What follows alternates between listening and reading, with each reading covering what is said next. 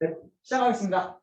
저는 이번에 제가 공부한 내용은 비트코인 책과 이더리움 책을 제가 배운 내용까지 최대한 제가 이해한 부분까지 정리해서 발표를 준비해 봤는데 시작해 보겠습니다. 우선 제가 두 가지 책의 진도 현황을 이렇게 보여드렸는데요. 첫 번째로 비트코인은 비트코인 개요부터 시작해서 3장, 4장, 5장, 6장, 7장, 8장까지 나갔는데 잘 보시면은 여기 3장이랑 7장, 8장 이렇게는 회색으로 처리했습니다. 왜냐하면 발표를 하려는데 이해가 되지 않는 내용을 정리해서 발표하려다 보니까 PPT도 만들어지지 않고 해서 제가 오늘 주요적으로 발표할 내용은 4장 비트코인의 키와 주소, 5장 지갑, 그리고 6장은 비트코인의 거래에 대해서 제가 한번 발표를 시작해 볼 거고요. 이더리움은 1장부터 10장까지 나가는데 이더리움도 비트코인과 마찬가지로 트랜잭션 이렇게 7장, 9장 솔리디티 코드 실습 부분은 제가 해봤는데 아직 이해가 잘 되지 않아서 이더리움은 비트코인과 같이 묶어서 키와 주소, 지갑 이 부분을 주제로 발표를 해보도록 하겠습니다. 먼저 제가 이 책을 공부하면서 느낀 비트코인의 특징은요. 우선 비트코인은 가장 이더리움과 비교했을 때 가장 블록체인 기술을 기반으로 만들어진 최초의 암호화폐라는 점을 매우 강조하고 있고요. 이러한 비트코인은 해외에서 스타벅스 결제나 페이팔에서 사용되고 기부를 위한 모금 활동으로 이 비트코인 기술을 사용하기도 하는데요. 근데 아까 말씀하셨던 것처럼 마약 거래나 음지에 있는 그런 결제 수단으로 이 비트코인을 사용하는 것도 이렇게 이면성도 보이고 있습니다. 그리고 희소성이 있는 화폐인데요. 비트코인은 21만 블록이 생성되면서 생산량이 2분의 1씩 줄어요. 그래서 최종적으로 2100만 비트코인이 채굴되면 더 이상 채굴은 되지 않고 채굴자들은 수수료로 얻는 값만으로 돈을 얻을 수 있고요. 그리고 이더리움과의 차이점은 오직 지갑만이 존재한다는 것인데 이더리움 같은 경우는 외부 소유 계정 EOA와 컨트랙트라는 개념이 두 가지가 있지만 비트코인은 지갑이라는 개념만 있다는 것을 확인했습니다. 이더리움의 특징은요. 암호화폐 기능을 넘어서 컴퓨터 인프라스트럭처. 이게 무슨 말이냐면 비트코인을 처음 봤을 때는 책으로 봤을 때 거래를 중점적으로 기술들이 명시되어 있고 관련 기술들이 기술되어 있는데 이더리움 같은 경우는 스마트 컨트랙트라는 걸 하고 아직 제대로 이해하지 못했지만 분산화된 앱 그리고 NFT 같은 비트코인과 다르게 되게 범용적으로 사용된다는 것을 강조하고 있었습니다. 두 번째로 은행 계좌처럼 거래가 송금 형태로 이루어지는데 추후에 비트코인의 거래를 한번 소개해 보자면은 UTXO라는 객체를 주고받는 형태로 거래가 진행되는데 이더리움은 은행 송금처럼 이게 돈이 오고 가는 것을 확인할 수 있었습니다. 그리고 자체 가상 머신을 지원하는 건데 비트코인 같은 경우는 거래가 스크립트 형태로 이루어지는데 이더리움은 이더리움 버추얼 머신, 이더리움 가상 머신을 지원하고 솔리디티 같은 고급 언어로 사람이 코드를 작성하여 컨트랙트를 작성하고 컴파일해서 바이트 코드를 EVM이 있는 형태로 이렇게 컨트랙트나 트랜잭션을 건드릴 수 있다는 것을 확인했습니다. 자, 먼저 4장의 내용 키와 주소인데요. 비트코인, 이더리움 모두 암호화폐와 밀접한 관계성을 가지고 있는 기술이라고 제가 확인했습니다. 블록체인 기술 자체가 해시값을 추적하여 했고 블록들을 체인 형태로 읽는 기술인데 이것을 활용한 블록체인 플랫폼인 이더리움, 비트코인 같은 경우는 이런 암호학과 밀접하게 관계되어 있다는 것을 제가 확인했습니다. 그리고 암호학적인 요소는 물론 학부생 때 공부했던 비대칭키 암호화, 하원곡선 암호화, 암호화 해시 함수 이러한 내용이 등장합니다. 우선 먼저 살펴볼 것은 비대칭키 암호화인데요. 비대칭키 암호화는 대칭키 암호화는 기본적으로 하나의 키 가지고 암호화가 진행되는데 비대칭키 암호화 같은 경우는 개인 키, 공개 키 이 두 가지의 키를 가지고 암호화를 하는 방식입니다. 자, 먼저 개인 키를 살펴보자면 그 블록체인에서 개인 키는 무작위로 추출한 단순한 숫자로 구성되어 있지만 이게 암호학적인 요소를 좀 보안성을 확보하기 위해서 유사 난수 생성기와 같은 난수로 개인 키를 먼저 생성을 하고요. 그런 개인 키는 이런 공개 키를 파생시킵니다. 개인 키로부터 단방향으로 계산되는 키인데요. 그 반대로 단방향으로 된다는 것은 공개 키에서 개인 키를 알아내는 것은 브루탈 포스 어택 같은 그런 무차별 대입 공격만 가능하다는 것을 확인했습니다. 자, 거기에서 쓰이는 것이 이 타원곡선 암호인데요. 개인 키를 이용해서 이 타원곡선 암호라는 그 비대칭키 알고리즘 중 하나인 이 타원곡선 암호를 사용해서 공개 키를 확인하게 됩니다.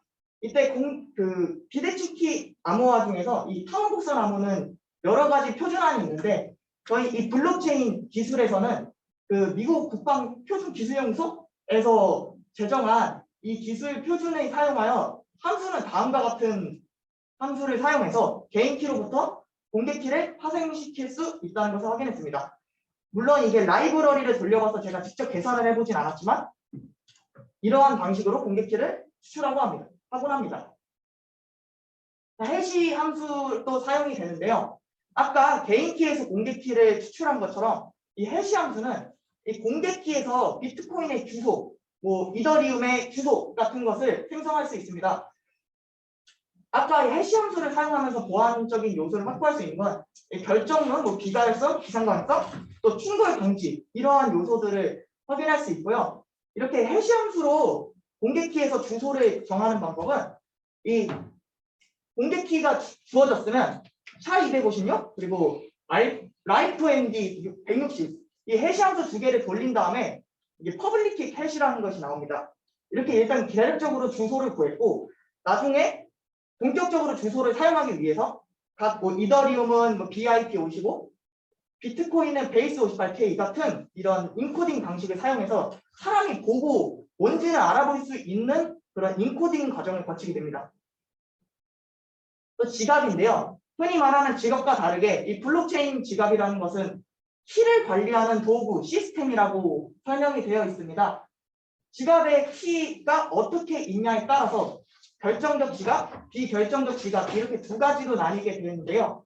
먼저 비결정적 지갑을 살펴보면 이렇게 개인 키가 하나하나씩 그냥 따로따로 연관성 없이 무작위로 생성돼서 이런 비결정적 지갑의 특징 같은 경우는 이렇게 연관성 없는 키들이 연관성이 없기 때문에 만약에 이 지갑을 복구하고 백업하고자 할 때 모든 키들을 다 복구를 시켜야 돼가지고 굉장히 비효율적인 방법으로 현재는 잘 쓰이지 않고 있고요.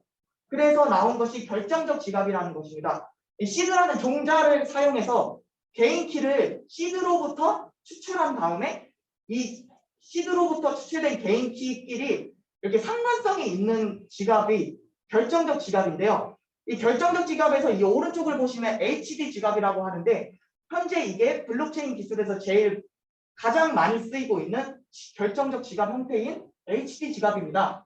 시드로부터 개인 키를 추출하는 결정적 지갑 중 가장 개선된 기술인데요. 이게 뭐냐면 그 흔히 말해 트리 구조라 하는 이 키끼리 서로 부모 자식 간의 관계를 가지게 되어서 부모 키는 자식 키를 파생시킬 수 있고 또 그 자식 키가 손자 키, 그러니까 부모로부터 손자 키를 생성할 수 있게 됩니다. 이러한 HD 지갑을 사용하게 되면 크게 장점이 두 가지가 있는데요. 먼저 공개 키는 개인 키로부터 파생이 되는데 이 HD 지갑의 구조로 그러니까 공개 키가 굳이 자신의 개인 키를 찾아도 되는 것이 아닌 자신의 부모 공개 키로 지갑을 계속 그 공개 키를 파생시킬 수 있고요. 두 번째로는 이렇게 트리 구조다 보니까 이렇게 분기가 나눠지는데 각 분기별로 뭐 이거는 어디로 입금용, 여기는 대학원 랩비용 이렇게 여러 가지 기능을 구조화할 수 있어서 이 HD 지갑이 가장 개선된 지갑이라고 평가를 받고 있습니다. 또한 아까 이제 결정적 지갑에서 개인 키를 생성할 때 이런 시드라는 값을 이용한다고 했는데 이 시드라는 것은 말 그대로 결정적 지갑을 생성하기 위해 그 동자예요. 개인 키를 처음에 추출하기 위한 동자인데 이렇게 시드가 만들어지는 그 과정을 간략하게 살펴보면 일단 엔트로피를 128비트를 준비를 하고 엔트로피의 첫 4비트 정도를 그 아까 해시 함수인 샤256을 돌려서 그 체크성을 만들고 엔트로피 뒤에 붙입니다. 그런 다음에 이렇게 12개의 조각으로 나눈 다음에 이제 BIP39라는 블록체인 표준안을 사용해서 이렇게 리모니 코드, 연산기호 코드로 대입을 시킨 다음에 나중에 시드로 이걸 리모니 코드를 사용하기 위해서 아까 추출된 리모니 코드 그리고 솔트 값을 합쳐서 이렇게 512비트의 시드를 추출하게 됩니다. 이러한 시드로 아까 결정적 지갑의 개인 키를 생성할 수 있게 됩니다. 이제 먼저 비트코인의 거래에 대해서 공부를 해봤는데요. 비트코인 말 그대로 거래는 그 가치가 있는 자산을 서로 주고받는 행위라고 합니다. 그리고 이게 비트코인 거래는 기본적으로 이 거래 출력값이라는 것으로 구성이 되어 있다는 걸 확인했고요. 거래에는 수수료가 붙는데 이게 거래 입력값, 지갑에서 빠져나가는 돈, 거래 출력값, 총 들어오는 돈에서 뺀 값이 수수료가 붙고 이더리움에서는 이 수수료가 가스라고 불리는데 이게 필수가 아닌데 하여튼 이 그 거래 처리 속도의 우선순위를 높이기 위해서 이 수수료의 가격을 조정하고는 합니다. 자, 이제 미사용 거래 출력 값인 UTXO를 살펴볼 건데요. 비트코인의 거래는 UTXO의 객체의 생성, 삭제로 이루어집니다. 밑에 그림을 보시면 B라는 사용자가 A라는 사용자한테 10,000비트를 보냅니다. 기존에 2000비트 있던 A는 2000BTC, 그러니까 2000BTC UTXO 하나 값을 가지고 있는데 이 10,000비트를 받은 걸 합치는 게 아니라 이렇게 따로따로 객체로 가지게 됩니다. 이렇게 UTXO는 UTXO 세트 안에 여러 가지 UTXO 조각으로 비트코인의 지갑은 존재하게 됩니다. 자산이. 반대로 이렇게 C한테 원하는 가격을 보낼 때 아까 UTXO는 조각조각으로 나뉘는데 2000하고 10,000 BTC 조각이 있죠. 이렇게 됐을 경우 이 조각들의 객체를 해제를 하고 11,000BTC를 11,000BTC UTXO겠죠. 이거를 C한테 보내고 나머지 1000값을 제가 출력값으로 받게 해서 이 마지막으로 최종적으로 이 1000BTC UTXO를 남기게 해서 비트코인 거래는 이렇게 UTXO 객체의 생성 삭제로 이루어지는 것을 확인할 수 있었습니다. 그리고 마지막으로 비트코인의 거래는 이더리움 같은 경우는 컨트랙트, EOA 계정, 트랜잭션의 움직임으로 거래가 이루어지는데 비트코인 같은 경우는 스크립트라는 것을 하더라고요. 이 스크립트라는 거는 스택 구조를 가진 스크립트 언어로 생성이 되는데 아직 이 스크립트의 작동 원리는 말 그대로 그 잠금 스크립트, 해제 스크립트 이 두 가지 요소를 사용하게 됩니다. 이 해제 스크립트에서 디지털 서명을 추가를 하고 이렇게 해제 스크립트, 잠금 스크립트 이 두 가지로 나눠서 이 잠금 스크립트를 해제시킬 수 있는 해제 스크립트를 함께 실행을 하면 거래가 승인되는 그런 방식을 사용하고 이러한 비트코인에서 가장 많이 거래로 사용되는 스크립트가 이 P2PH 스크립트로 이 출력값의 거래를 진행을 합니다. 이렇게 스택 구조를 잠시 살펴보자면 먼저 이렇게 해제 스크립트가 여기서 시그와 퍼블릭 키 이렇게 두 가지로 나뉘어 있는데요. 스택에 이렇게 쌓은 다음에 명령어대로 처리를 스택 구조대로 실행을 하게 됩니다. 그리고 이렇게 스택 구조에서 명령어 들어온 대로 처리를 하고 최종적으로는 이렇게 이퀴벌런트 이거 명령을 실행하고 나서 체킹을 하면 트루 값이 나올 시 이 거래는 승인이 되고요. 이 트루 값이 나오는 거의 유무를 파악하면서 이 거래를 스크립트로 진행하게 됩니다. 네. 일단은 이렇게 좀 떨어지는 퀄리티로 발표를 한번 진행해 봤는데요. 우선은 제가 이 PPT를 만들면서 느낀 점이 이제 PPT를 만들다 보니까 제가 공부한 것들의 가닥이 조금 잡히기 시작하더라고요. 두 책 간의 연관성도 조금씩 보이기 시작했고 그리고 기본적인 키 주소, 지갑 같은 요소를 제가 이해하게 돼서 이제 제가 이해했던 그 키의 확장키나 고급 키 보안 이런 것들도 제가 평소에 살펴보지 않아서 자세히 살펴볼 예정이고요. 이제 실습 환경이 조금 마련이 돼가지고 제가 앞에서 설명하지 못했던 이 7장인 각 책의 7장 스크립트 비트코인 말고요. 이더리움 솔리디티 환경을 구축을 해서 한번 실습을 하고 그에 관련된 결과물을 다음 발표 때 보여드리고자 합니다.